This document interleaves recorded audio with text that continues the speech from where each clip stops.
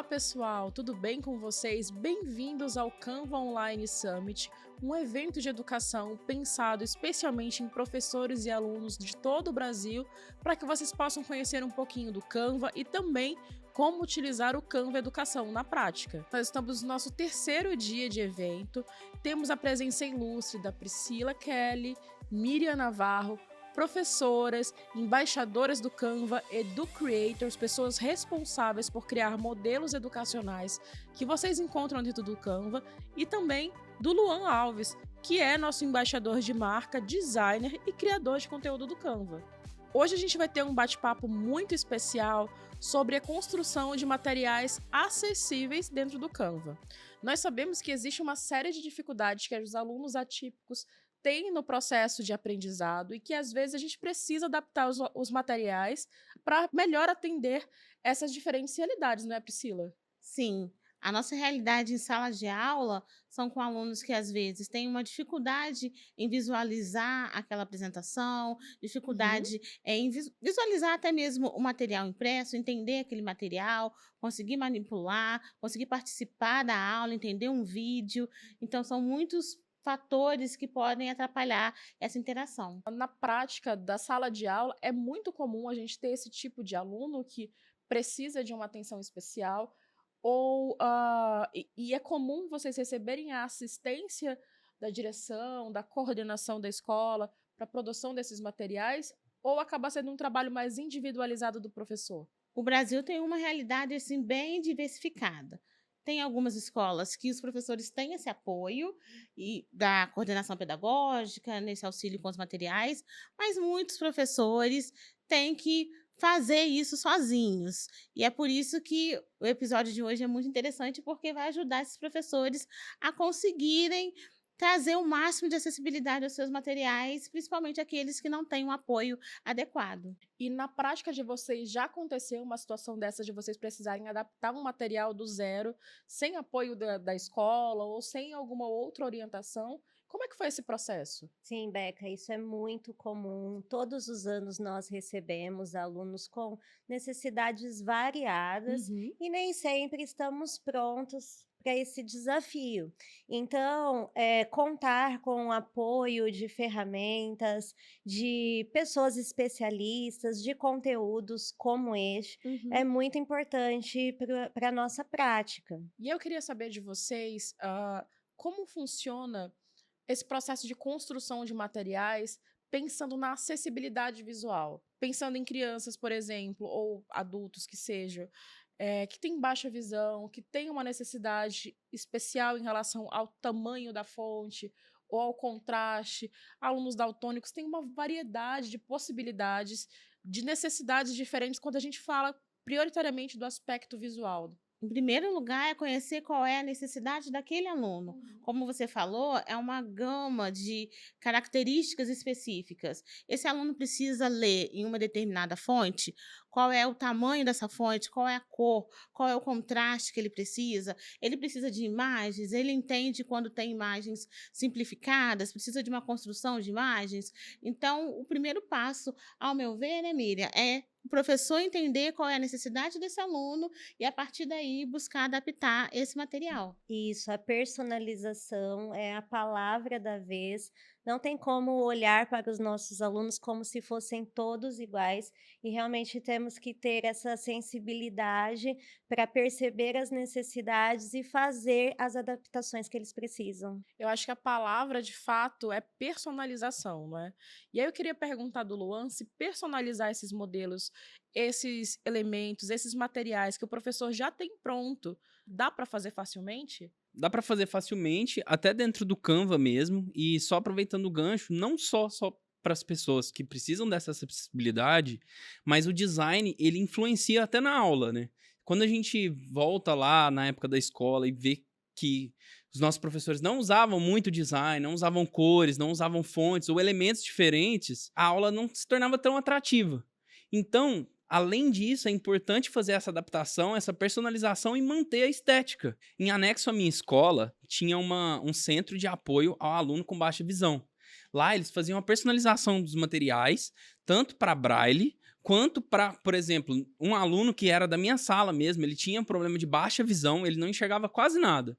Mas eles faziam adaptação de todo o material, todo o conteúdo, todas as apostilas, com um tamanho maior, com a fonte maior, mas mantendo ali para ele ter a mesma experiência de todos os outros alunos. Então quer dizer que até a fonte faz diferença na hora da construção do material acessível. Faz total diferença. E uma outra curiosidade que eu estava falando para a Priscila antes da gente começar aqui é a fonte Comic Sans. Os designers, a gente não gosta muito de utilizar ela, mas é engraçado que essa fonte, uma coisa bem legal dela é que todas as letras, elas se diferenciam. E aí a Priscila comentou comigo, como é que é, professora, sobre... Eu tive contato com alguns professores que informaram isso, que a prefeitura deles tinha isso como regra, que todos os professores da alfabetização teriam que utilizar essa fonte para todas as atividades, né? E é bom porque a fonte, realmente, a gente percebe que todas as letras, elas são diferentes. Você consegue identificar cada letra e saber qual palavra as letras estão formando ali, sem dificuldade nenhuma. Teoricamente, é mais fácil você conseguir enxergar utilizando a Comic Sans do que outras fontes que podem ser um pouco mais rebuscadas ou serifadas, é isso? Sim, hoje também nós temos outras fontes, né? Inclusive no Canva nós temos várias fontes de script que são ótimas para esses materiais. Só que eu acho que essas fontes também se inspiraram nesse sucesso de perceber como que um pequeno detalhe é importante nesse momento da aprendizagem dos alunos, nessa percepção. Sem falar que esteticamente ela é muito bonita, combina com atividades pedagógicas e as crianças se identificam porque tem um tom ali divertido nela. E Luan, você pode me falar dicas de como escolher uma boa fonte para o meu design? Porque assim, agora eu estou pensando no seguinte, se as fontes elas podem influenciar no potencial de leitura dos alunos, podem também influenciar em vários outros aspectos, por exemplo, na construção do material visual, na construção de uma prova, vai ficar mais fácil de ler, mais fácil de identificar o conteúdo que está ali, se você tiver algum material que está mais fácil de ler, né, no geral. A gente sempre tem que pensar que a fonte é o principal que vai fazer com que o aluno consiga ler e entender aquele material ali. Então, se a gente for usar uma fonte que é muito fina, ou uma fonte que às vezes vai ser muito itálica, ela vai ser muito tombada, ou muito horizontal, talvez o aluno não vai entender, ele vai acabar ficando perdido ali no material, no conteúdo. Então, o importante é adaptar cada fonte para cada material. Os materiais, eles têm diferenciações, então a gente tem que pensar sobre isso também. Então, se às vezes eu vou criar um material sobre história, eu posso usar uma fonte serifada. Eu vou criar um material sobre português, às vezes a gente não precisa usar tanta serifa assim. Pode ser uma fonte mais simples, uma fonte mais condensada, que tem um peso maior ali. Isso levando para o lado do design, né? E além disso, também é muito importante frisar que as cores são de suma importância. Porque se não tem o contraste de fonte, não tem o contraste de cor ainda, o aluno, de maneira alguma, vai conseguir ler aquele material. E uma pergunta, você falou fonte serifada, fonte não serifada. O que é essa serifa que todo mundo do design fala? A fonte serifada, geralmente, é aquela que tem alguns detalhes na parte de cima ou na parte de baixo. São aquelas fontes que são usadas mais em livros, materiais mais adultos, assim, ou que tem escrita mais antiga. Você consegue mostrar pra gente? Consigo, sim. Eu vou entrar aqui, vou criar aqui um material por dentro do Canva Educação. Vou criar uma apresentação aqui só pra gente colocar. E é legal aqui, Beca, que o Canva, ele já faz uma separação de fontes pra gente. Olha que legal isso daí. Uma outra dica aqui super importante é que com a tecla T do teclado, você já consegue inserir um texto dentro do seu arquivo. E daqui você já consegue editar ele. Eu sempre uso esse atalho porque facilita muito no dia a dia. Vou colocar aqui centralizado. E aqui, né, com o arquivo aberto e a fonte selecionada, como eu tinha dado a dica da tecla T, a gente vai clicar em cima do escrito e aqui do lado tem fonte e estilos de texto. Quando a gente clica em estilo de texto, ele vai mostrar os kits de marca e o estilo de documento. E aqui em fonte, aqui abaixo, a gente tem vários tipos de fontes e estilos diferentes. Manuscrito, corporativo, letreiro, sans serif, serif, arredondada, moderno, negrito e etc. E desses estilos, quais seriam os mais interessantes, por exemplo, quando a gente está falando de um aluno com baixa visão? Olha, eu acredito que, por exemplo, a opção de geométrico, a gente consegue achar fontes que são mais grossas, são mais fáceis de entender e identificar. Aqui, voltando, escolhendo outro, letreiro, aqui a gente consegue encontrar fontes que são fáceis de se identificar as letras também, mas, por exemplo, essa daqui, ó, já é uma fonte que dificulta mais. É uma fonte mais Entendi. artística, é uma fonte para outros tipos de trabalho, né? Então, é aquela coisa, eu preciso encontrar uma fonte que me ajude a comunicar visualmente também o texto que eu quero colocar aqui para o meu aluno, né? Isso. Inclusive, tem uma questão que ocorre sempre em sala de aula, por exemplo, um aluno estar no quarto, quinto ano, mas ainda não ter completado o ciclo de alfabetização, não ter Uhum. isso consolidado. E aí o professor precisa pegar, de repente, um texto muito grande, muito complexo do livro didático e adaptar esse material para que o aluno que ainda não tem uma fluência leitora, possa acompanhar a turma. Então aí a gente escolhe a melhor fonte, coloca, por exemplo, em caixa alta, dá um pouquinho mais de espaçamento entre as linhas e facilita bastante para que ele possa acompanhar e estar por dentro realmente de tudo que está acontecendo na sala de aula, não se sinta excluído por causa da sua dificuldade. Além do espaçamento entre linhas, é importante também a gente pensar no espaçamento entre letras. A gente Hum. consegue aumentar e diminuir o espaçamento entre letras para diferenciar e para ficar mais fácil para o aluno identificar ali. Uma outra curiosidade é que aqui no próprio Canva a gente tem a opção de fontes escolares, que são fontes que já são mais voltadas para a área da educação, que já tem ali propriamente dita um estilo que é mais identificável e entendível ali pelos alunos. Pelo que eu tô vendo, então, algumas dessas fontes já escolares, elas já têm uma visibilidade um pouco melhor. São fontes muito bonitas, né? Muito chamativas e são bem fáceis de ler. Sim, são bem fáceis de ler. E aqui no Canva, além de poder selecionar essa fonte, quando você clica nessa setinha aqui do lado, ó, Beca, aqui você consegue escolher o peso. Então, se às vezes essa fonte você está sentindo que ela é muito fina, eu posso selecionar ela na opção de negrito, que ela fica mais escura e ela fica mais contrastante para você conseguir usar ali no seu material. Então, eu posso pegar um visual de uma fonte X e ir personalizando conforme a necessidade do meu aluno, certo? Sim. Além disso também, às vezes você gostou muito de uma fonte e quer usar ela no seu material, você pode clicar em efeitos ali e adicionar um contorno na sua fonte. Colocar um contorno em preto ou colocar um contorno em vermelho para dar destaque, para dar mais contraste ali aquele texto ou aquela fonte. Ainda falando na construção de materiais visuais para alunos, eu queria saber de vocês uma coisa sobre legibilidade de conteúdos. Eu sou do marketing e normalmente quando a gente fala de construção de material visual, sempre tem uma questão da hierarquia, do posicionamento das coisas, de você fazer com que os conteúdos sejam, o conteúdo mais importante esteja na esquerda e mais acima. Isso acontece também quando você está construindo, por exemplo, uma prova, uma apostila, um material didático? Essa questão de legibilidade é muito importante, porque até mesmo antes do material didático, às vezes em reunião de professores, nós temos o costume de ver colegas que fazem aquela apresentação e nós mesmos, professores, não conseguimos ler. Então, essa questão do contraste é muito importante, de como que a informação é trabalhada naquela apresentação, como você disse, do título, do destaque da palavra-chave, do destaque do que é mais importante, até mesmo para o aluno conseguir fazer uma leitura mais dinâmica antes de fazer uma leitura mais aprofundada daquele texto para poder entender. Então, são pontos que o professor precisa prestar atenção. E quais são os principais erros que os professores tomam hoje em dia no momento de criar um material pensando na ótica da acessibilidade? Os principais erros é utilizar imagens que às vezes não são legíveis, que não correspondem àquele conteúdo, ou às vezes aquela imagem é uma imagem muito infantilizada, só porque é um aluno atípico, ele coloca uma imagem infantilizada achando que aquele aluno não vai entender aquele conteúdo.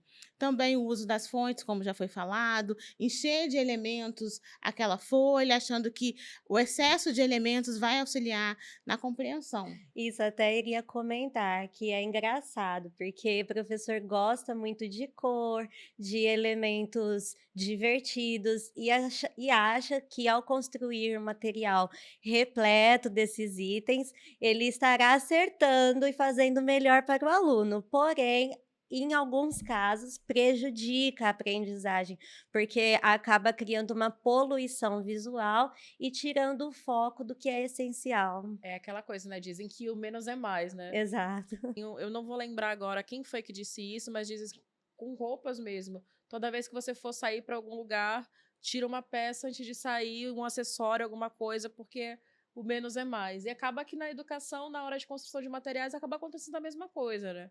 Não precisa enfeitar tanto, tem que ficar bonito, claro. A gente sempre quer criar materiais visualmente atraentes, chamativos, mas às vezes vale a pena, né, tirar um elementinho ali que não é necessário, para deixar mais simples de ser lido a mensagem. E quando se fala de acessibilidade, quanto mais objetivo for, mais fácil para a compreensão desse aluno. Nós falamos várias vezes sobre acessibilidade, materiais acessíveis, mas uma coisa que a gente não falou até agora é o que é esse material acessível de fato. Porque muito se fala sobre, mas muitas vezes a gente não define. Tem gente que não sabe o que é de fato um material acessível, né? O material acessível é aquele material que corresponde às necessidades do aluno, do professor, de quem está vendo. Então, por exemplo, se é uma apresentação, para ela ser acessível, precisa ter letras, cores, contraste, imagem que transmitam aquela mensagem de forma objetiva. Assim também as folhas de atividades, jogos. E algo a se pontuar é proporcionar oportunidades para que todos aprendam de fato e que as suas dificuldades não sejam um grande obstáculo para que aquele aluno consiga alcançar os objetivos educacionais. Uma outra coisa que eu queria saber de vocês é essa construção de materiais acessíveis, ela precisa ser uma coisa prévia ao aluno chegar. Por exemplo, eu, professor, preciso ter sempre uma cartela de materiais prontos, ou vocês acham que é viável aguardar uma necessidade específica para poder produzir esses materiais? Nós comentamos antes sobre o caso da personalização. Para o professor personalizar, precisa saber quais são as necessidades daquele aluno. Só que quando nós recebemos um aluno na escola, às vezes, quando ele chega, também já chega um laudo, ou já chegam orientações, e é fundamental que esse professor tenha acesso a essas informações. Qual o tamanho de fonte? Eu preciso colocar imagem? Eu preciso que esse aluno sente mais à frente para conseguir enxergar melhor o que eu vou projetar? Meu jogo precisa ser maior? Todas essas informações são importantes para que o professor possa, a partir dali, mesmo que ele ainda não conheça o aluno, vamos supor, no início do ano, mas se ele já tem essas informações, a partir dali que ele começa essa adaptação, essa produção, esse pensar. Mas o contato com o aluno é fundamental também para poder testar se isso se adequa. E por isso que é importante uma parceria entre família, escola, os profissionais da saúde que atendem os alunos, para que a gente possa, de fato, fazer um bom diagnóstico. A gente utiliza, né, de atividades diagnósticas para compreender o que o aluno precisa. E então, a partir daí, nós podemos adaptar os materiais para que ele tenha o melhor desempenho possível. E aí, agora falando um pouquinho da ótica do marketing, pensando no lado designer da construção, você já construiu materiais acessíveis, Luan? Pensando em campanhas que você tenha feito, modelos para o Canva, inclusive, já que você cria modelos que estão na plataforma.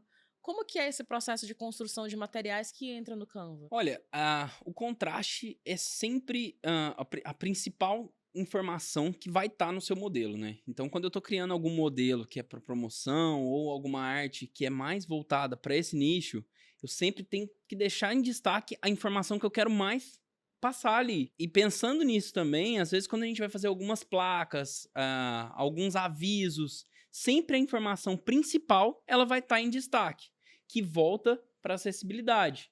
A gente tem que entender primeiro a primeira mensagem é a que fica.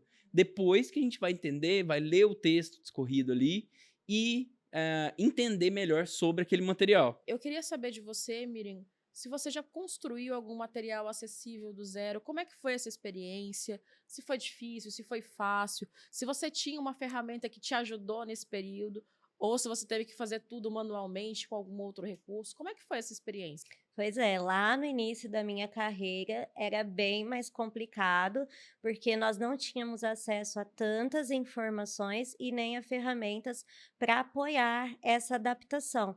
Mas hoje em dia é muito mais tranquilo com a inteligência artificial, por exemplo, do Canva.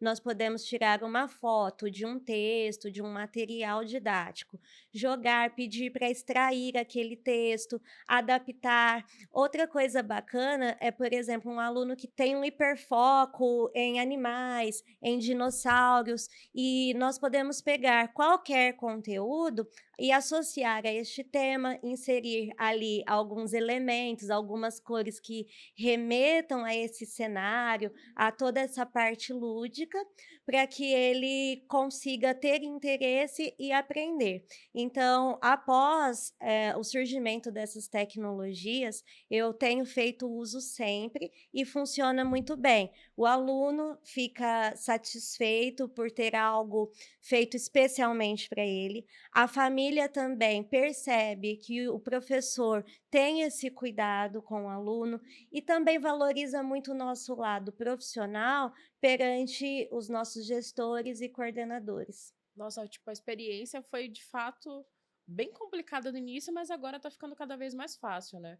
E vocês usam a inteligência artificial, então, como uma mão na roda para executar essa tarefa. Sim, a inteligência artificial nos ajuda nessa produção desses materiais adaptados, também na produção, né, de alguma imagem que às vezes a gente não acha para poder colocar nesses materiais. E agora eu queria ver um pouquinho na prática como é que é esse processo de construção de material. Você pode ensinar a gente, Luan, a construir um material que seja acessível utilizando o Canva? Olha, é interessante que o Canva ele tem uma ferramenta própria para você conseguir identificar se aquele modelo tem um design acessível.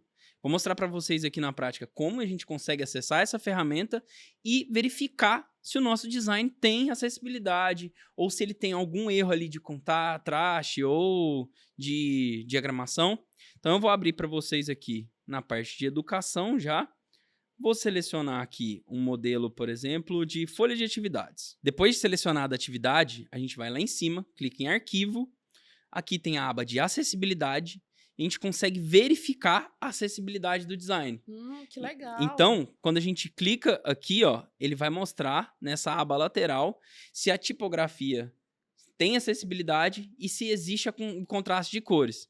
Então, vamos supor aqui que esse texto, Beca, eu vou trocar ele para outra fonte. Vamos selecionar uma fonte aqui, por exemplo. Vamos selecionar uma fonte aqui, sans serif, uma bem fininha. Aqui ele ainda deu o contraste, mas se a gente trocar a cor aqui, por exemplo, ele mostrou aqui, ó, contraste de cores. Ele mostra o problema e ele identifica dentro da arte onde está o problema. Entendi. Então, basicamente, ele vai te guiando até você conseguir construir esse material acessível. Sim, sim. Você vai ter essa noção de que o aluno não vai conseguir ler ou não vai conseguir... Você não vai, às vezes, nem conseguir imprimir esse material. Então, não só sobre acessibilidade, mas sobre criar materiais que funcionam. Porque talvez você vai criar um material aqui, mas na hora de fazer uma impressão, não vai sair na cor que você queria, ou não vai sair no contraste que você queria. Então, é sempre importante. E essa ferramenta também, ela mostra, às vezes, você tem sobreposição de elementos. Então, se um elemento está sobreposto e está tampando uma parte ali do texto, ele vai mostrar para você e você consegue fazer aquela correção. E então, dessa forma, você já... É praticamente como se você tivesse um assistente do seu lado falando: olha, preciso que você mexa nisso, preciso que você ajuste aquilo, e vai te guiando nesse processo, né? Se você não tem essa noção de design, ele vai te ajudar bastante nesse modo de criar aqui. Isso funciona também para, por exemplo, materiais que eu subo no Canva? Consegue. Se ele já tem um material que foi criado previamente, está em PDF ou está em outro tipo de aplicativo e sobe aqui dentro do Canva, ele consegue fazer essa revisão de acessibilidade. Então, basicamente, é aquela coisa. Mesmo depois de você ter criado em outros locais, dá para você trazer o material para dentro do Canva para validar se ele está acessível. E também para te ajudar a fazer as adaptações necessárias para a construção de um material de fácil leitura para todo mundo. Priscila, Miriam, vocês têm alguma dica adicional de como construir um material acessível? Bom, como nós também somos criadoras de atividades para o Canva, nós conhecemos os critérios de avaliação para que um template seja aprovado dentro da plataforma. Uhum. Então, a minha dica é pesquisar templates prontos ali, porque eles já passam por uma avaliação prévia a respeito desses tópicos que vocês destacaram, fonte, contraste, cores.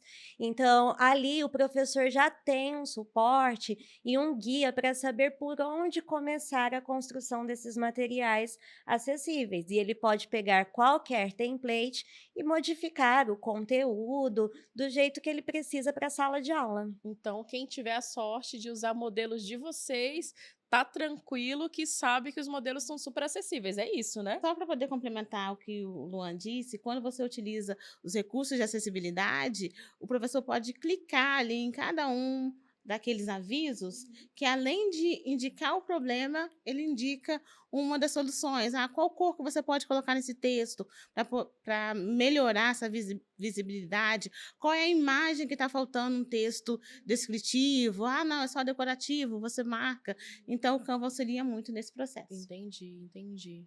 Pessoal, eu queria agradecer imensamente por essa aula de acessibilidade que vocês deram. Eu acredito que os professores que estão aqui no chat estão super empolgados para poder construir materiais ainda mais acessíveis e interessantes para os seus alunos, independentemente das necessidades que eles tenham, né? Então, professor que está aí, mande um coraçãozinho pra gente, para animar a galera que está aqui, ó, no terceiro dia de atividade, direto para vocês, com muita dica bacana, muito conhecimento trocado. E você, que é professor, que está aqui com a gente, aproveita e também compartilha uma dica com o professor que está aqui, para que ele saiba como construir materiais acessíveis com mais facilidade.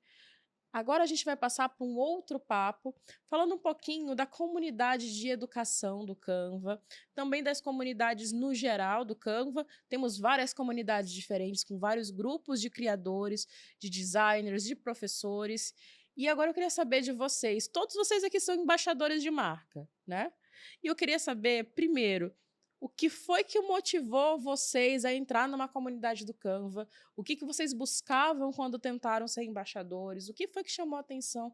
Por que é legal ser embaixador? Nossa, que pergunta maravilhosa. Eu já usava o Canva desde 2016 e era apaixonada pela ferramenta. Comecei a acompanhar nas redes sociais, também dentro das comunidades fechadas ali, específicas para professores no Facebook.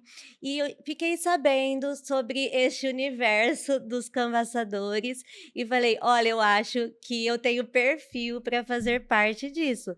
Porque um canvaçador, ele representa esse amor pelo Canva e tem o desejo de transmitir a outras pessoas as maravilhosas possibilidades de criação através da plataforma. Assim como o Canva me ajudou, enquanto professora, a produzir meus materiais, a levar inovação para a sala de aula, eu queria muito levar isso para os meus colegas de profissão. Então, foi basicamente aí que tudo começou. No meu caso, eu já utilizava o Canva para poder fazer posts para as redes sociais e utilizava outro aplicativo para fazer as minhas atividades. E em certo momento eu precisei trocar de aplicativo e não sabia o que usar até que me falaram e comecei a utilizar o Canva. Fazendo essas atividades, com o passar do tempo, eu acabei entrando na comunidade do Facebook. E ali sempre quando alguém tinha alguma pergunta, eu via, ia lá e explicava, clica em tal lugar, faz assim. E aí, na época, a CM da época falou que ia fazer essa seleção de embaixadores, e eu fui uma das primeiras selecionadas do grupo de educação, e para mim, assim, foi a realização de um sonho que eu nem sabia que eu tinha, mas quando eu vi que eu poderia ajudar outras pessoas a fazer esses materiais que as pessoas admiravam. Como que você fez? Onde que você acha essa imagem? E eu falava, é no Canva. Então, assim, para mim é muito especial conseguir contribuir com outros professores a utilizarem o Canva para fazer esses materiais também. E o que de legal tem na comunidade de educação, gente? Além de mim, claro, que estou aqui falando com vocês, o que mais de legal tem nessa comunidade?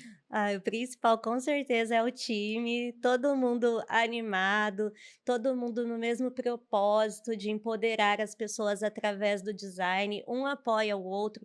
Nós aprendemos muito uns com os outros, como nessa É uma ocasião, verdade. acabei de aprender um monte de coisa com a Pri, com o Lu, então é muito legal ter esse grupo com tanta sincronia. Sim, é verdade. É um grupo que acaba se complementando. Cada um é muito bom em um ponto, e aí juntando tudo, trocando experiência, conversando, um ajuda o outro, um ensina o outro, trocam sugestões, dicas, ideias. Então, assim, a comunidade do Facebook ela é muito bacana, vale a pena você acessar. O link está aqui na descrição do vídeo. Então, acessa, se junta a gente lá no nosso grupinho do Facebook. Tem muita novidade, muito conteúdo exclusivo para quem está lá dentro da nossa comunidade, não é? E muitas iniciativas diferentes. Inclusive, os professores podem tirar as dúvidas diretamente com a gente. Exatamente. Olha o privilégio, gente, tirar dúvida com especialistas da marca. E só complementando também, além dos professores, lá dentro do grupo a gente tá lá, né? Sim. Como designers, a gente pode tirar dúvidas. Vamos ajudar todos os professores lá que precisam aprender alguma coisa sobre o Canva, como editar algum vídeo ou editar algum template, ou até mesmo pedir, né? Para criar não só templates da área da educação, mas templates também de diversos outros nichos. E outro ponto importante é o professor conseguir compartilhar o trabalho que ele está fazendo na sua escola. Então, às vezes, fez um projeto legal com os alunos, utilizando o Canva, você pode postar lá na comunidade para que todo mundo fique sabendo e se inspire também nas suas ações. Então, gente, para a gente encerrar o nosso bate-papo, eu queria saber de vocês uma dica geral para quem está começando a criar conteúdo agora. Uma dica, uma palavra super curto, só para a gente fechar. A primeira dica para os professores realmente é se cadastrarem no Canva Educação para poderem liberar gratuitamente todos os recursos do Canva Pro. Então aproveitem, não percam tempo e se cadastrem hoje mesmo.